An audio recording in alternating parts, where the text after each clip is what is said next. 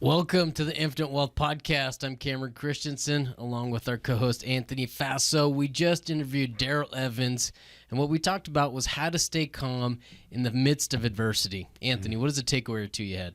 What I really liked, Darrell shared his Mindshift Method, and so he goes into detail about that. One of the many things I liked about it is that during that method, it forces you to analyze things with logic versus emotion.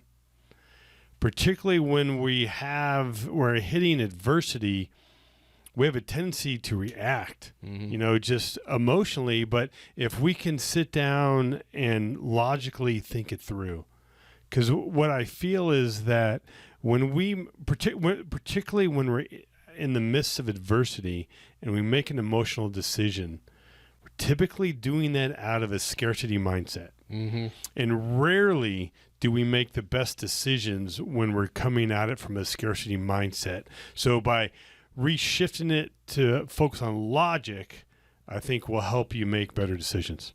Cam, what was your takeaway? Similar is having a framework to work off of in times of adversity when things are going sideways on you is only going to be beneficial, because it is very difficult to be going through adversity and creating some sort of plan or some way to work through it. And so I liked that piece to it. What I also liked is he outlines kind of the 4 steps that he uses and recommends for people, but he also highlights where each step is and which one you should be looking at for coaching. So which ones you can do on your own, but also which ones, hey, you get here, you might want to look to somebody that's been through this or has done this before. So really good mind shift approach from Darrell, and appreciate him coming on. When he talked about coaching, the way that coaching is very broad, my first reactions were, we think that we got to pay for it. Yeah. Sometimes we do, but it can just be sharing those ideas and problems with your inner circle. You know, another highlight that we had talked about, well, Darrell had shared this challenge he did, the 4x4 by 48. And we just kind of jumped into it but what we talked about, this challenge was set by David Goggins. If you don't follow him, you should, right? Because you may have seen him. He's a video where he has no shirt on and he's running somewhere and just yelling at you, right? And so, but what David Goggins was doing is telling you that it's important for us to be in uncomfortable positions. And how important that is to let our mind and body know that we can perform well even though we're uncomfortable. And so it kind of got me thinking, maybe there's some things we could do to be in an uncomfortable situation. And I thought maybe a challenge for you is maybe the next podcast, how there's like that hashtag no makeup kind of deal, maybe a hashtag no Paul Mitchell, right? And it's just true, your passion, like the looks kind of immaterial. I don't know. It was just a thought. If you don't want to accept the challenge, that's cool. Moving on. But here's the problem. You've been gone for a week and a half, man. Yeah. So you've been missing me. I know. I've been missing you, and I haven't had anybody to kind of poke fun of. And everybody's been asking me, "Where's Cameron? Where's Cameron?" And I said, one of the beauty of kind of having our own business is the flexibility that you can have. And your favorite band was here in town in Las Vegas. They sold out 2 weekends at Allegiant Stadium last weekend and then this weekend. And for you to be able to follow around BTS, what they're doing for the whole week, I mean, different strokes for different folks. I mean, but it's just cool that you're able to do that. So glad to have you back. It was cool. This way, if somebody mentions BTS to you, it's because they asked me where you were last week, and that's what I told them. Oh, man. You're welcome. Yeah, happy to be back. Enjoy the episode. Take care. Welcome to the Infinite Wealth Podcast, where we teach clients how to build wealth and create passive income without the risk of Wall Street. Daryl, we are excited to have you back. So thank you for joining us once again. And if you could, man, just give us, our listeners, a little bit about your background once again. Hey, I appreciate it, guys. Glad to be back on the show. Congratulations on the longevity of your show. I think I was here on the early days, and you guys been putting out some great work. So thanks for having me again. So yeah, for your listening audience who missed our earlier first episode, my name is Darrell Evans. I'm one of the co-founders of a digital marketing agency called Yokel Local. I'm also a business advisor and investor under my investment brand, Can I 365, and I run a podcast myself called the Mindshift Podcast. Well, perfect, Daryl. What we wanted to dive in today is that a lot of people have been through a lot lately.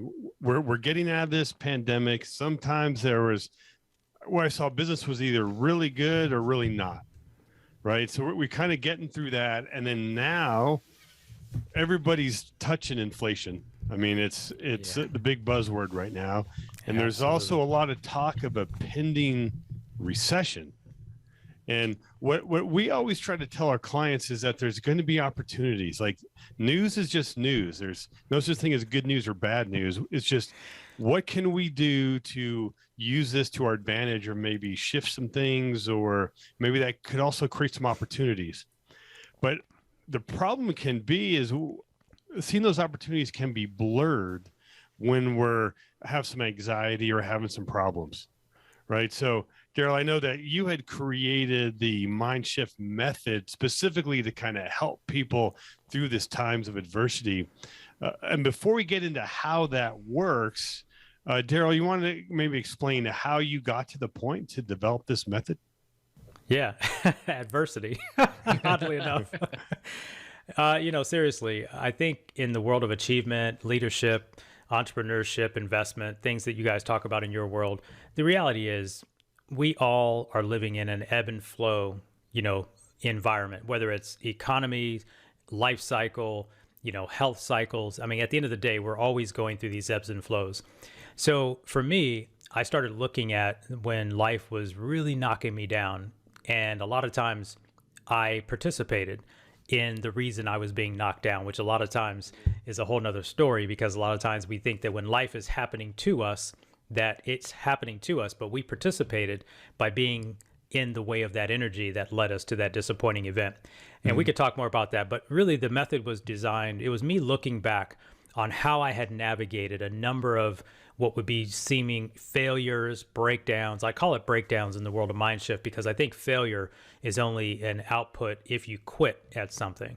So, so I think about it at that point, and I was like, someone actually asked me a question, 2017, and they were watching me go through something, and they said, I don't know how you do it. Like, how do you handle this with seeming calm and like you're not even affected? And the interesting part about it is it isn't just a poker face on the outside, but I've learned how to channel my emotions. I've learned how to put the situation through a process so that I can detach myself from the thing as well as detach myself from the outcome. And then I'm just orchestrating a set of steps to guide me through it, which is what some people on the outside might say, you don't seem like you're bothered by this. It's just I've removed my emotion from it because of the way I process through the method. And so that's when I started documenting it, but I've probably been using it first starting in 1999 is what I kind of track back to it when I sat down with my journal. And so that's what we'll probably talk a little bit about today. Perfect. So tell us a little bit about this method. So the method, I think of it as it's twofold, right? We'll talk about it today from the adverse side or adversity side of things, but it also works when you're starting things up. I've been fortunate to be an entrepreneur and start a number of businesses from scratch.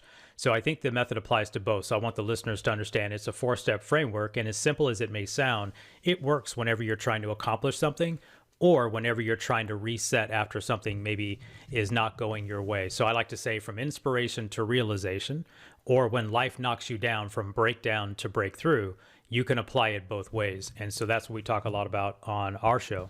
But the 4 steps to the Mindshift method, as I see it, are step 1, whenever something happens to you or you're trying to go and start something fresh, is step 1 is to make peace with the facts. Anthony, a few minutes ago, you said We've got this news coming out that there may be inflation and maybe a recession, and we just finished a pandemic. And I remember about 2 years ago, to the time of this recording, we were all told that there was this lockdown thing happening, right? And what did it mean? Well, we got new definitions, essential businesses versus non-essential businesses. So we were getting information that was new information that we'd never talked about before. I don't know if you guys had ever thought about your business as being essential or non-essential or not, but we had to start to redefine what that all meant. So step one is make peace with the facts. Well, what are the facts? Well, again, we're not trying to say whether truth or false. We're just saying, here's the information being presented. Today's a pandemic. Today we have inflation. Tomorrow we have whatever. These are facts. But a lot of times we get all emotional about it and we start to do what humans do, which is point fingers, start to process why it's wrong or who should be in charge, or it's this president's fault or that president's fault, or it's the Congress's fault, or it's the governor's, right? It's Somebody everybody's else's fault. fault. Yeah. It's always somebody else's fault. Yeah, it's never ours. It's never our fault at the end of the day. And it may not be in some cases our fault, but at the end of the day, the facts are now the facts, right? In 1999, when I started processing this system or this model, I didn't have it written down at that time, but to my two boys at the time, who over a couple of month window of time went from living near me to living 1,300 miles away. So the facts are now the facts. They live over there. I'm here. So now I have to think about, if my goal is to be a great dad and do everything I can to be present in their life, well, being present means something different now if they're 1,300 miles away, a couple of states over, right? So that was step one. And making peace with the facts doesn't mean you don't care about the current circumstances. It doesn't mean you're not upset about it. It doesn't mean someone didn't maybe do you wrong, or you can take all of that in there. But I always say try to digest that emotion as quick as possible and separate yourself from the emotion and say, okay, now what do we do now? So step two in this process is to now make a new decision based on the current facts, right? So if I think about this software renewal where we have a new software subscription we've used for 6 years, we just got the renewal. It is currently $29 per user. Now it's going to $45 per user. I get 20 something days to decide if that's going to work for me or not. Dang. It's more than 7%. I'm sorry. If the news says inflation says 7, well, let me tell you, I'm not a math scientist, but that's more than 7. So the question is, I can make a new decision. Well, oftentimes the decision isn't black and white or cut and dry. If I decide, well, I can't afford the $45 a month subscription, or I think it's too much on my P&L, I've got a lot of decisions to make. Do I just pay it and stick with it and then plan to change it next year and eat the cost? Do I think about what we could do to change the product in the next 20 something days? That's probably not likely because it's integrated into everything what we do. So we just go through a process of making decisions. And a lot of times I'm just making decisions on the facts. Now I have to be careful to get emotional. The reality is the company is the reason why we went up. As I talked to the rep, it was bought by a major company. And so because now a major company owns the software, they just raise the price because they're a major company. They can do that. They can probably absorb whatever churn they may get for a higher price. What is step three? Step three is to make a plan based on the new decision or new decisions about where you're going to go from here. Here's my plan. I'll tell you what it was in this scenario. So I talked to my head of marketing operations and I said, listen, it doesn't make sense that we're going to switch this tool. I'm not suggesting we can't afford it, but that certainly can't keep continuing if it goes up another percentage next year. I said, so here's what we're going to do. I'm going to call and negotiate and see if we can negotiate for a lower rate. We've been here 7 years. I doubt they want to see us go. 6 years. I doubt they want to see us go. They could care less, but I'm going to make a call. So the long story short is I made the call. So part of the plan was I'm going to make the call. If they don't give us any favorable discount, then we're going to stay, and then we're going to start thinking about making the switch next year. So the plan is Daryl's going to call and negotiate. Daryl called and negotiated. Actually, I sent an email because I was like, hey, what the heck happened? And so that led to a phone call, and they came back with a renewal of $31 a user. So slightly higher, not quite 45, but she tried to give me the whole spiel about being bought by the big company. And like, I don't really care that you got bought by the big company. I'm a small company. Yeah, exactly. I'm a small company. And there are other products out there that are cheaper. Let's be clear. It's a project management tool. There are tools like Asana. There are tools like Monday.com. There are all sorts of project management tools. There's no shortage. So long story short, the plan was we'll renew. I'll call and negotiate. If they don't negotiate, I'll renew. And then we'll figure out whether this is the tool for our future, even though we've been in it for 6 years or so. So it turned out that they negotiated to $31. And as good negotiators do, you guys probably know this being involved in real estate, I wrote back and said, well, let me think about it, because I still had 20 something days. And you know what she did? She wrote back and said, you know what? I talked to my management team and they decided to keep you at the same price for the next 12 months. Yeah. Yep. So no, word to on negotiation is sometimes you don't have to do nothing except pause. Just don't respond, right? So I paused after she wrote back 31, and I told my team, I told my manager, I said, hey, they came back at 31. I think we'll go ahead and do it, but I'm gonna pause because I got 23 days left in the deal. I don't have to renew this minute. And sure enough, she wrote back herself thinking, oh, maybe him going silent means he's gonna cancel. So they renewed us for the same price. As soon as you said she came back with 31, my mind said sold, and I almost said it out loud. But I think that's the point that you're making is when this happens, we have a tendency to default to logic, and that like sold was just, oh, I got a good deal, boom. You know what? It still was more. Right? Yeah, I should. I don't want to pay more. I wasn't using logic when I said sold. Yeah. You know what? I was just thinking I got a good deal. So it was a good deal. It was a good deal, and I appreciate it. Yeah, I think for me, I knew I had 23 days left. I think it was 23 days left on the renewal. And so she wrote me back, and I'm like, okay, cool. I wasn't going to go back and ask for 28. So I just paused. I mean, no big deal. And whatever her internal dialogue was with her sales quota said, oh, he didn't get back. He didn't sign the renewal document because I already had the e-signature for the doc with the renewal 31. I didn't sign it. And then next thing you know, a couple days passed and I get an email that says, oh, Daryl, I talked to the manager and they said 28. And then Anthony, I went, sold. Let me sign that before they change their mind. Because I doubt they're going to lower the price. So anyway, but step 3 was make the plan, right? And that could look differently for different people, right? If you need help, I always say that this is the place where you're going to need coaching. This is where you might need support. This is where you might need to call on someone who's walked in your shoes because you've never been in that place before. And I'm a big believer in coaching and getting guidance and getting advisement from people who may have been through a situation that you have been unfamiliar with. So step 3 is where I say that's where you've got to get humble and understand what's outside of your scope of expertise, and maybe you need some coaching, some help or whatever. And then step 4 is the one that a lot of people leave off, which is make it happen. What does make it happen mean? It means do the work that's required by way of the plan that you set in motion. So for me, and for this particular simple example, is we do have a 12-month window to decide if we're going to stay with this tool. Are we prepared for the $45 next year? Because obviously that seems to be the top line of where it might be. We may decide not to do anything, but making it happen in this case would be start researching tools, decide what's the pros and cons of those tools against the one we use, decide what we're going to do, and sort of make it happen to get this particular item decided on long before we reach the end of this renewal period, which is a 12-month period. In life, and for me, with my sons, going back to that example in 99, for me, the decision was I'm going to be a great dad, even if we're not living close to each other. I don't know what that means because they get to actually grade that, not me. It's not what I think I'm doing. It's what they think as they get older. And so I said, okay, well, what am I going to do? Let's see. I'll call every weekend. I can do that for sure.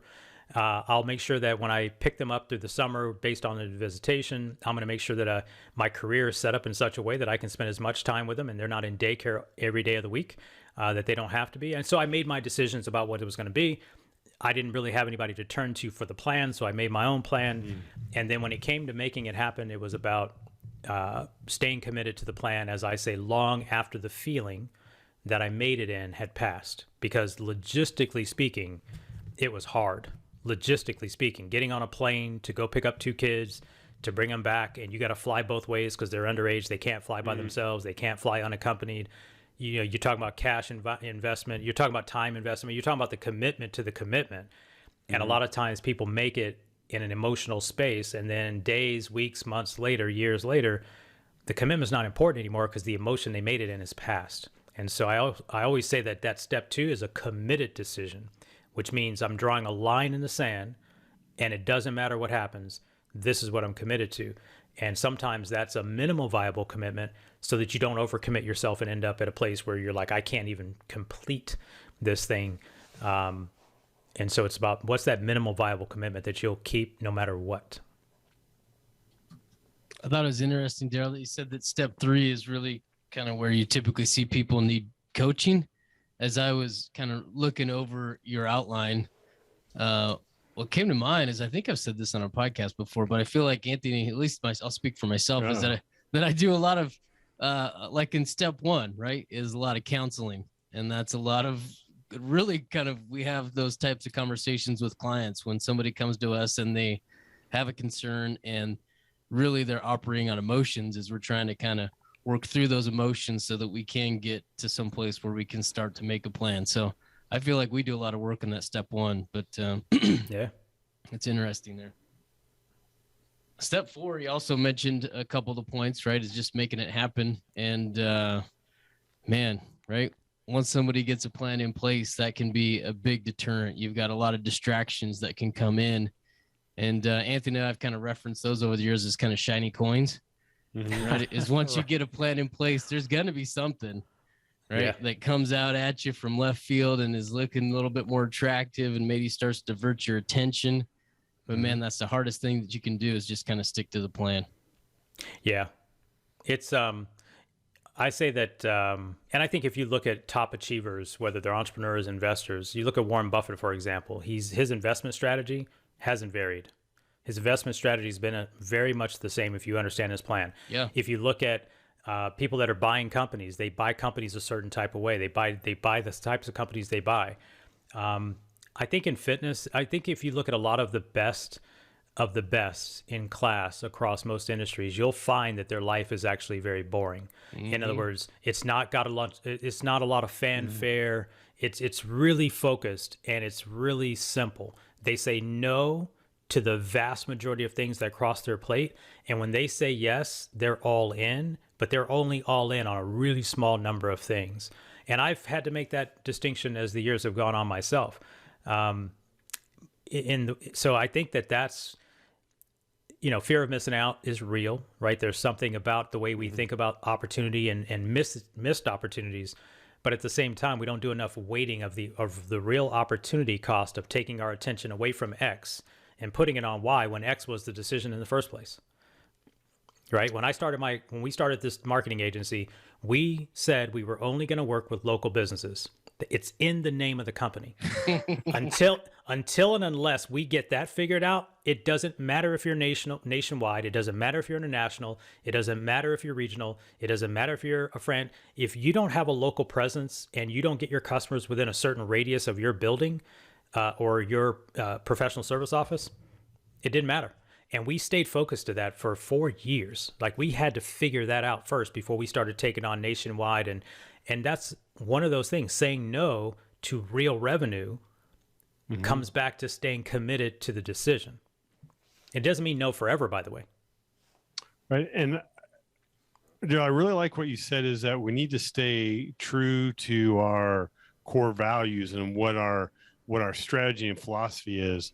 Because I think a lot of people are going to be challenged these next few years. And I mean, a lot of our clients are real estate investors. They want to start a business. Even though we're in inflation, there's potentially going to be a recession, interest rates are rising. That's not changing the fact why we like real estate, because there's appreciation, there's leverage, there's cash flow, there's depreciation. So we got to focus on that. And, some prices are going to change. And I think we're getting spoiled on our interest rates, right? I closed at 3.5 in October on an investment property. When I'm hearing now, it's going to be closer to 6. And a lot of people are saying, wait a minute, I want that 3.5 or I want that 4. But those people could be missing out, because it might be 6 now, but it really could be much higher later. But what we got to do is just stay focused to our core, what our goals are, and make those decisions logically, and try not to temper down the emotion. 100%. I mean, real estate investing is just math. It's not emotional. It's just math. Either the math works or it doesn't. Right. I mean, you guys remember I spent 17 years in and around the real estate and lending industry, and it's just math. Some of my easiest deals were with investors because it was just math. Does it cash flow or does it not? Right. Right. Does it cash flow or does it not? And even if it doesn't, that doesn't mean the deal doesn't go through. So, and I also started when rates were 8.5. So when I started lending, it was rates were 8.5. So for me, if six is a number, 6 is a number. The question is, does it cash flow? And all things move in sequence, right? So there shouldn't be a scenario where, and obviously recession, and there's a lot of variables to all of this, but it's not an emotional process when you make a real estate investment, because it's paper. You're making a decision based on, does it paper, right? Does it pencil, as I used to say. So I think that helps, but to feel like you missed out because you didn't get 3 is probably the wrong lens to be looking at it. Daryl, what I would say with your Mindshift method, in essence, there's 4 steps. The first one is to make peace, right? It is what it is. We gotta, whatever that news is, wherever the dilemma is, let's just face it. Then step 2 is we have to make a decision, right, on how we're going to react, what we're going to do. And then step 3 is to make a plan incorporating that decision.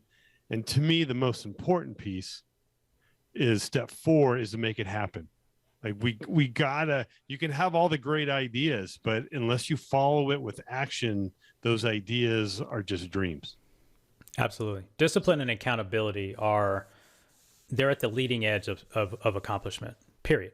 Right. So real recently here in the spring, I did the 4x4x48, and the 4x4x48 is by a man by the name of David Goggins. If you Google him, you'll find out exactly what it is. But in simple, it's running 4 miles every 4 hours for 48 hours. He starts the event. It's a challenge. It starts on Friday night at 8 p.m. So you're starting at a time when your body's about to wind down and go to bed. So I just started running at the beginning of the pandemic when we went to kind of lockdown, and I wanted to get out of the house. So couldn't go to the gym, all this other stuff. So I said, let me start running. And I've never been a runner. So the funny thing, Anthony knows this, so I'm going to go ahead and say it on the air, is that the first year in 2021, when I said I was going to do it, I actually cheesed up and chickened out because I just made too many excuses. And that means that I didn't use my own method, right? I didn't make a committed decision. I just said I was interested. I have a show I have a podcast episode on my show where I say, are you interested or are you committed? And there's a difference. A lot of us say we're interested in something, but we're not committed. So anyway, 2022 comes around and I found a way to get a bit more committed, and I announced it to everybody on my social media profiles about 63 days in advance. So I was able to temporarily, or even through social media, put a little bit of a bullseye on my back. And I wasn't sure anybody would care, but I decided to air it publicly. So I would record once a week and put something on Facebook or Instagram when I was training, and give them an update that I was, hey, this many weeks out. Anyway, fast forward to the story. I had no idea what I was getting into. The point was I had to come up with a plan, right? So I made peace with the facts. I've never ran 48 miles, ever. Like I run barely 8 to 10 miles a week. I've never tried to run a marathon, never thought about wanting one. I'm not an Ironman guy, but I'm like, this would be an interesting challenge. So the facts are I've never done 48 miles in 48 hours. I haven't done 48 miles in a week, not even in 4 weeks. You get my point. So, but I made a decision I'm going to do it. And now what is my plan? So I started researching, how do I get ready for this if I'm not really an ultra marathoner? So I just did some background research. What should I do? How should I train? What should I do leading up to it? How should I eat? Blah, blah, blah. And I put together a plan. It wasn't regimented. It wasn't super heavy. I just put together a plan. Lower the carbs and do a little bit more running. I hate to say it, like lower the carb. I mean, not lower the carbs, lower the, yes, I went on a little bit of a low carb thing so I could burn some fat. And then I did a lot more cardio training. As we got close, I figured out what I was going to eat. I got some feedback. No, don't eat any fat during the thing. Try not to eat as much protein, taking a ton of carbs. So no fat at all. Taking plenty of water, stay hydrated, more carbs and protein, just stay away from fat and fibrous stuff that's going to weigh your body down.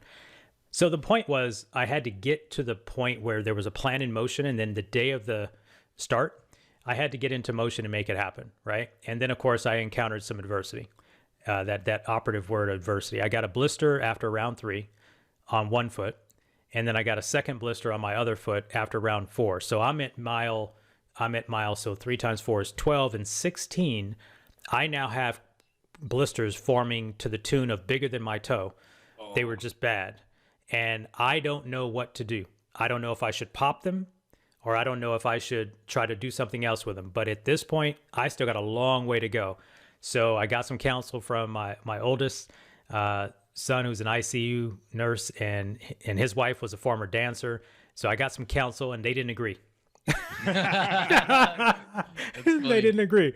But so long story short, I had to navigate and use the plan. And but to make it happen was to stay committed long after the decision, right? The decision was 2.5 months earlier. And now I'm in adversity. And now I got to figure out, okay, what do I do? I've got the blisters. I got to make peace with the fact that they are here. They are staring me. I mean, I feel these suckers. They're here.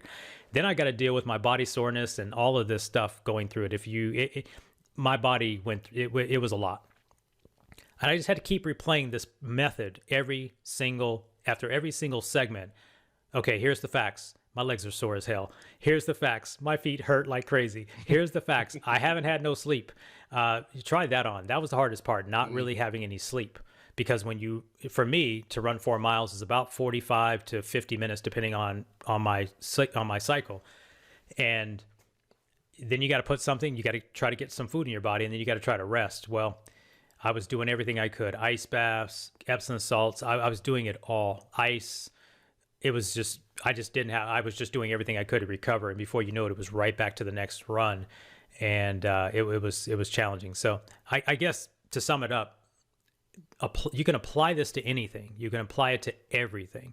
And I know it sounds simple, but it's the cycle of these 4 steps that have, they seem to just come back to me every time I find myself in a jam.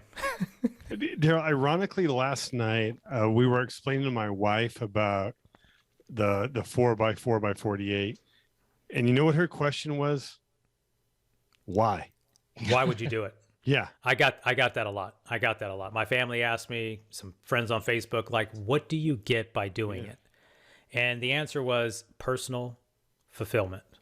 I wanted to take myself in I'd never done, and even do so at a time period where it would probably be unfathomable. I've never run 48 miles in a month, let alone 2 whole days. Not to mention the running part. It was just figuring out how to eat.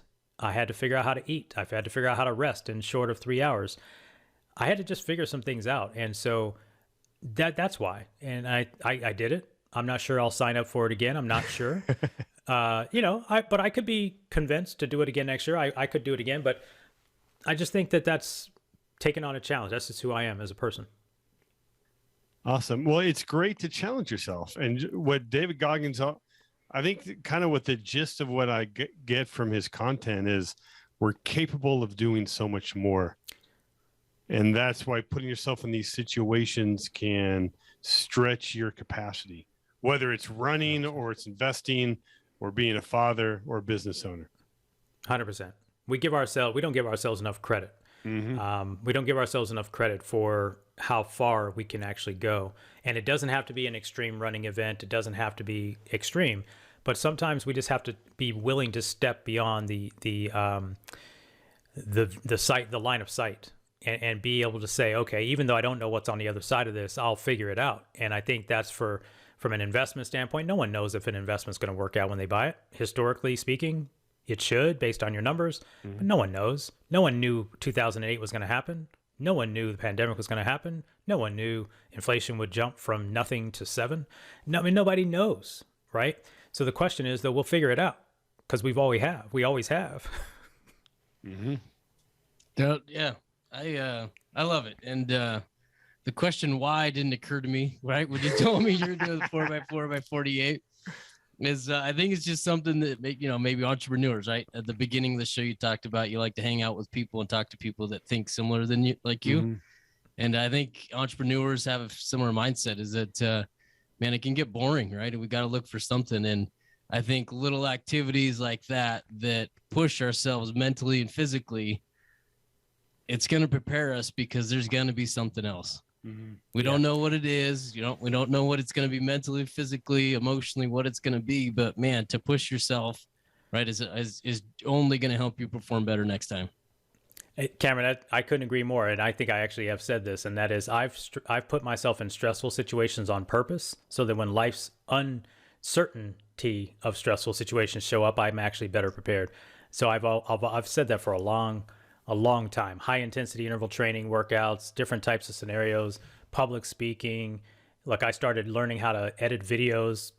I've always tried to do something that took me outside my comfort zone, and maybe that's helped in other stressful situations. But I think there is something to that. Yeah, I couldn't agree more, Daryl. Where can if someone wants to kind of maybe hear more of your thoughts, the way that you think, where can they find you? Where can they connect with you? Yeah, I appreciate that. The best place right now for me is if you are loving the Infinite Wealth podcast on whatever podcast network you're listening to this show on. Would love for you to just pop over to the Mindshift podcast and look up the Mindshift podcast with Daryl Evans wherever you're listening to Anthony and Cameron right now. And if you like what you hear there, follow the show, connect with us through the community that we talk about on the show, and we'll chat with you then. Awesome, Daryl. We'll make sure that we get a link to that in the show notes for you. That way they can find you. But Daryl, thanks again, man. We really appreciate you coming back and just sharing your thoughts. I appreciate you guys having me back. Keep doing great work. Thanks, Daryl. You go make it a fantastic day. Take care. Thanks for listening, and be sure to subscribe so you don't miss out on the next episode. Also, check out our website, infinitewealthconsultants.com, to find our podcast along with other additional resources.